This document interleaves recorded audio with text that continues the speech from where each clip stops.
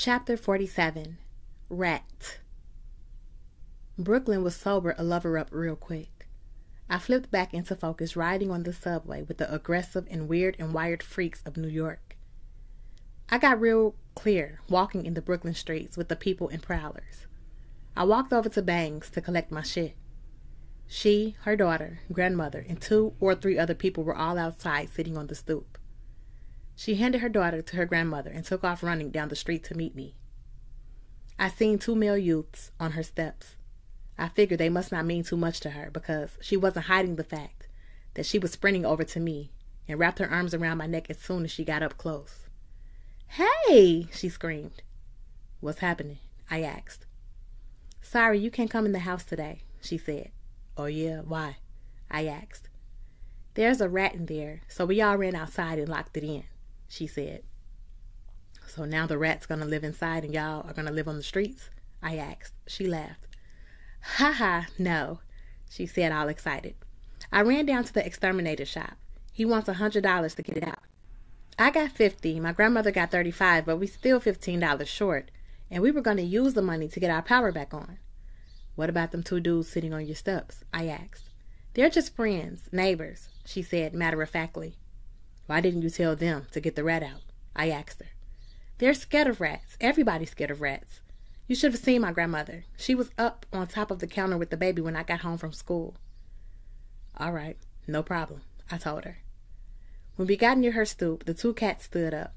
One of them gave me the screw face, like he was some kind of tough guy. I figured he probably had a thing for Bangs. I looked dead at him. Inside, I was laughing at these black American dudes who act all big but got nothing and do nothing. He might as well be wearing some hot pants and a tube top sitting around afraid and useless with the women, I thought, taking one look at him. If he couldn't even face down a rat, how could he challenge me? I spent my African summers with my grandfather living in the same realm with the lions. "Go pay your power bill," I told Bangs. "Sure," she said, seeming to melt and swoon when I spoke to her forcefully. I walked past them 2 and pushed the door open while they stood to the side and watched. Then I closed the door behind me, 'cause fuck them watching me. First thing I did was open all the closed bedroom and room doors inside of the house, ending up on the 2nd floor for the first time. The 2nd floor rooms were same as the ones downstairs, lifeless, dingy, and antique. The last room on the left corner had a bare mattress with a men's pair of pants on top. I stepped in and took a look. There was an empty bottle of wild Irish rose turned over on the floor. On the other side of the mattress, in a small space, there was a ripped condom wrapper on the floor. I took a double take. Everything else in this house was old and dusty, as if this place was set back in time. But this scene in here, I knew wasn't from 2 or 5 or 20 years ago. It could have been left there 20 minutes ago or 2 or 5 days back. I stood quietly in the middle of the hallway up there for 15 minutes. I didn't hear one sound. Then I walked down to the 1st floor and stood quietly for 15 more. I could hear the rat now. It was running around in the grandmother's room. I pulled out my CUNY knives, entered her room, shifted some furniture around, and waited. I was excited at having a live target for my practice. I became completely silent and waited some more. I saw Granny had a box of fig Newtons on her night table. I pulled 1 cookie out, crumbled it up, and tossed it around her floor. I stood in one spot for 18 more minutes before the rat made his appearance. I saw him.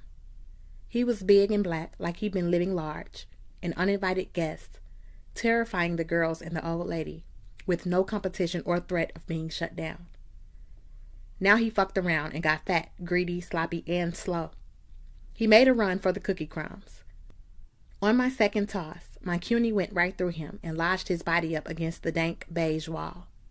His blood splattered like a small kid's finger painting, adding the only color this room had.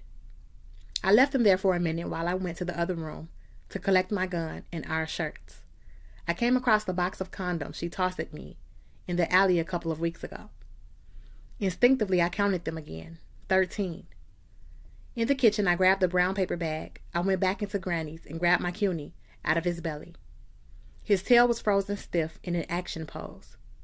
I used the brown bag to pick him up. Then I dropped him inside and folded it down. A little bit of its blood soaked through the paper bag, but not enough to make it rip open. In the bathroom, I washed my hands with hot water and soap. The house was still quiet. None of the tough guys had entered to help out or just out of plain boldness or curiosity. Then I heard someone entering through the front door. The footsteps were heavier than a woman's footsteps. I came out of the bathroom and stood on an angle to see who it was. He was a grown, older man. I didn't want to move and scare him. I didn't expect him. There was no way he could have expected me to be inside of his house either. But on closer look, he appeared unstable, maybe even drunk. "Hold up," I called out to him. "Who the fuck are you?" he asked as though this was his house. "Exterminator," I answered, holding up the bloody bag. "Oh shit," he said. "Glad to see you. I hope they don't owe you no money." "Nah, I did it as a favor." "Come on, man. Nobody does no favors." He laughed 2 quick times and then sobered up. "I don't have no money. Want a quick drink?" He pulled a bottle out of his coat pocket. "Nah, I'm good," I told him. "Where's Tiffany and the baby?" he asked, looking around. "Who wants to know?" I reversed it on him. "Oh, you the exterminator and the security," he chuckled. "Something like that." I didn't chuckle. "This is my mother's house," he said with authority. "Where's she at?" he asked. "My bad. Both of them should be right back." "You're bad. You right," he said, swigging from his bottle. "Excuse me, you said you didn't want none, so stop staring. You gonna jinx me and make me drop it, staring like that. Then you gonna owe me money. I don't do favors," he warned. "I'm finished, so I'm out," I told him. I kept my eyes on him while I went back and grabbed me and Amir's shirts and left. Outside, I called her. "Bangs." She came running down the street. Her grandmother must have heard me call out too. She came right out of the apartment across the street carrying the baby. "He's finished," I told them, holding up the bag. "Boy, you're a godsend. Thank you so much. You're the only one of them I know who comes around and does something good. You can come back at any time. You're always welcomed in my house," the grandmother said, relieved. "Where are you going?" Bangs asked. I could see the craving in her eyes. "I gotta go bury this sucker," I said. "Afterwards, I got basketball practice." "When you coming back to check me, friend?" She smiled. "Don't believe a man can only be friends with you, Bangs. It ain't happening." "So what does that mean?" she asked. "You asked me not to talk to you about her," I answered sincerely. "Oh, her again." She rolled her eyes. "Just take good care of your daughter. She's the best thing you have," I said to her. "That's right." "That's right," her grandmother shouted out her agreement.